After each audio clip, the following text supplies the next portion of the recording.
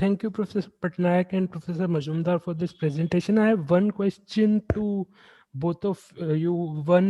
Firstly, Professor Patnaik, I was wondering that you are saying that the government could have afforded a little bit more of space in widening of the fiscal deficit to provide assistance to the working class. But already the combined fiscal deficit of the center and the state was mounting. So wasn't there a pressure from the credit rating agencies, and also to put my point to a further extreme, a situation like a 2001 Argentinian crisis kind of a situation, if we would have allowed the fiscal deficit to mount up? And my question to Professor Majumdar is that, sir, while you are saying that nothing much was done even for the corporates, then why do we see the financial markets booming after the lockdown? Thank you. Yeah, Professor Shall I- Majumdar. Sorry, Professor Patnaik, please. Yeah, no, it's okay. Let Surajit answer, then I'll speak. No, I mean, I don't quite get the question. I'm sorry, I never gave any impression. If I gave the impression that nothing is being done for the corporates. Instead, what I was saying is that because we are in a context in which the scope for expansion through an increase in production, investment, creating additional capacity, increases in production, since that scope has become minimized or constrained. So the approach today is that the way in which you can grow is to, in that production process, appropriate as much value as possible for yourself. Okay, whether you do it from labor, which you directly employ, you do it from other activities with which whom you have some interaction, or you simply encroach on other activities where you did not earlier have control over the production process. So there are different ways in which there is this attempt to expand, which is essentially at the expense of everyone else. So I didn't say that nothing much was done for the corporates. As far as the stock market is concerned, I think as far as the stock market is concerned, if you have, and in fact, the stock market situation perhaps reinforces what Professor Patnaik was saying of the scope for greater thing, that you may be scared of global finance, but the massive fiscal stimulus, fiscal measures taken in the advanced economies also means that the world economy is full of liquidity at a time in which there is hardly any productive activity into which it is able to go.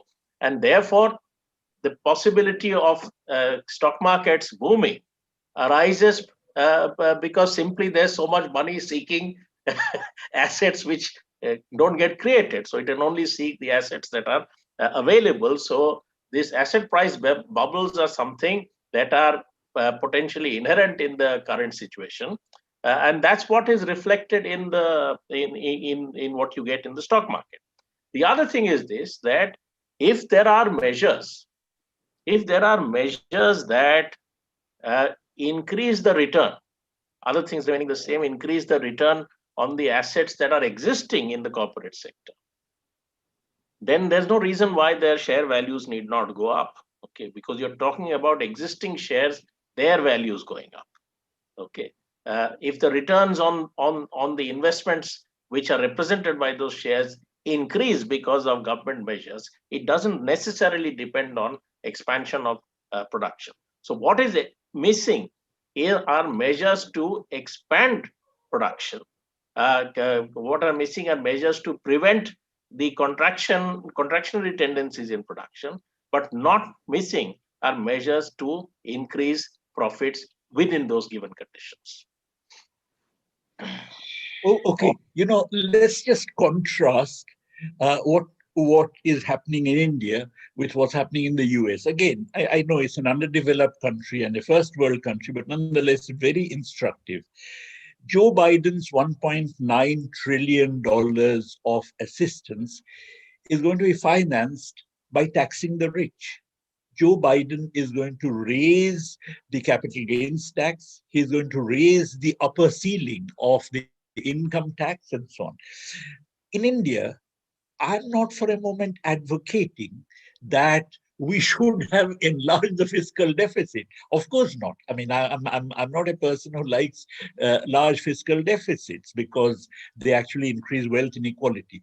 But I'm saying even a government that is conservative, that is worried about the fiscal deficit, nonetheless could have, under these exceptional circumstances, enlarged the fiscal deficit and persuaded global finance that, look, these are exceptional circumstances. You jolly well have to take this because otherwise hundreds and thousands of our people are going to starve.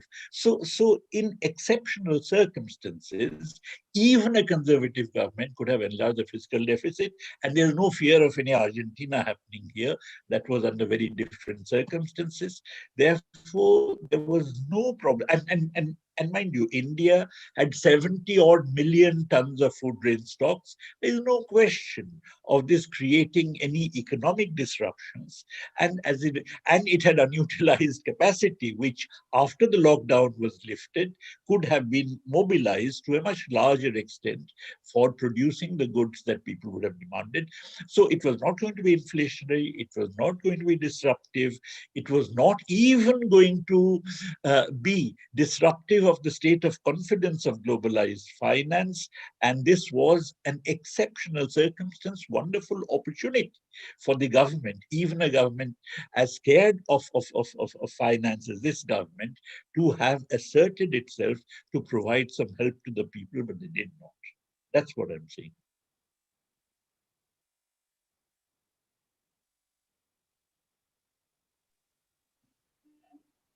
Professor Judith Ayer has a question. I don't know whether she still wants to ask it. I request Professor. Yes, please. Yeah. Yes, please. Thank you both very much. I think those were fantastically interesting and very powerful presentations to explain what's been going on. I still don't understand.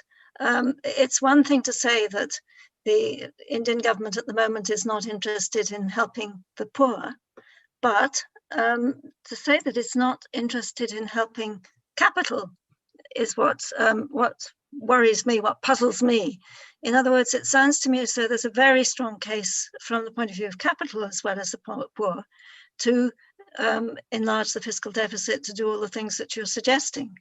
Now, is this because it's finance capital, which is what's really ruling the show?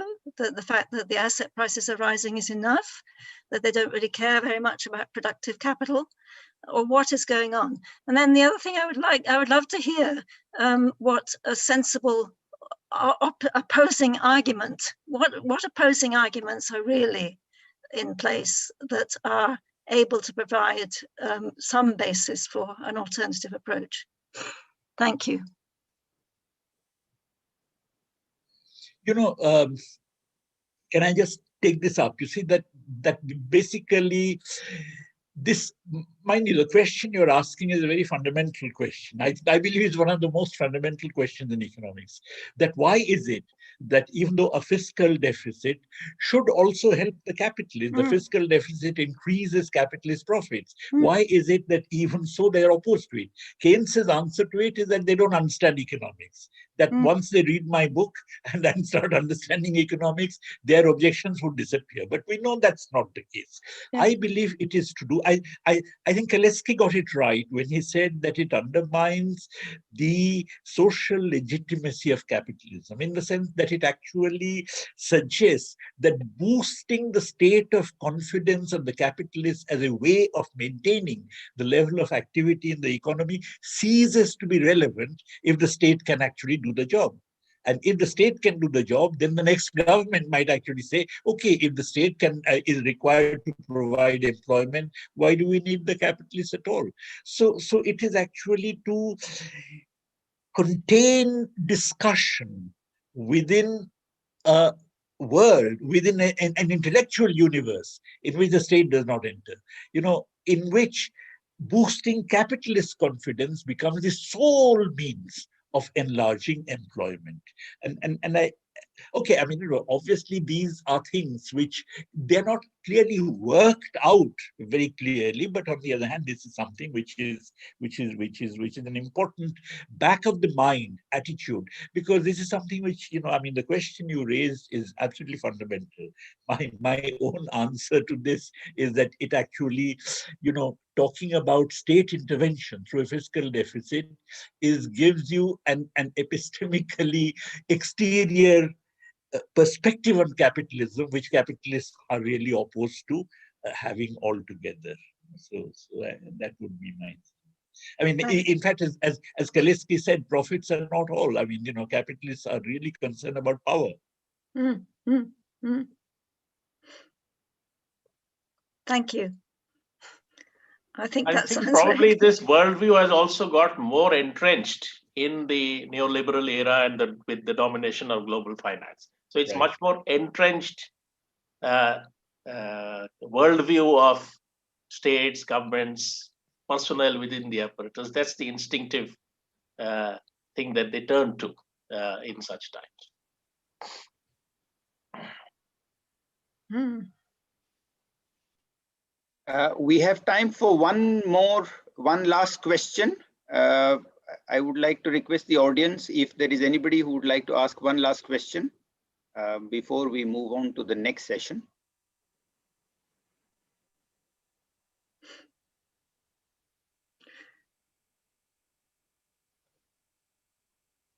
Yeah, Professor Hayer, yeah, again, yeah, please. If nobody else wants to ask anything. Yes, please. I would just like to ask, having not been following these debates nearly well enough, are there any powerful arguments being put forward which meet this underlying question, which will, I think what Prabhat was saying about the fact that this may be part of an attempt to avoid the discussion of the state, or to avoid any suggestion that the state is important and might come back in, is a very interesting argument. But I wonder if there's any sort of powerful neoliberal argument coming forward about what's going on in the current situation in response to COVID.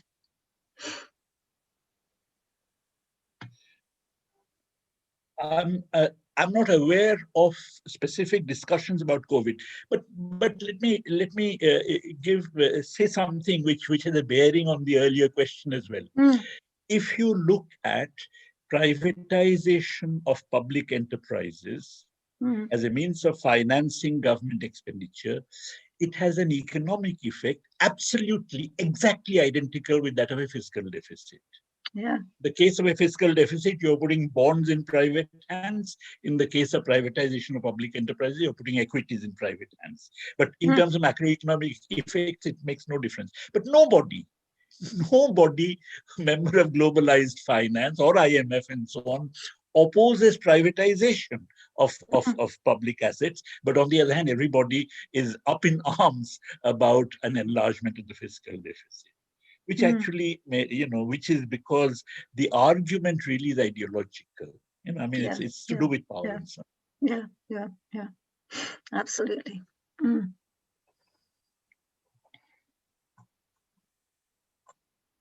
We don't have any. Let me do one last check if there's anybody asking a question. Yeah, we don't have. So, and we also have the next session, which is supposed to start in a minute from now. We have an interesting session with 4 speakers coming up. So on behalf of all of us listening here, on behalf of SSER, I would like to thank Professor Prabhat Patnaik and Professor Surajit Mazumdar for giving a very good, interesting start to this conference. Now we move to the next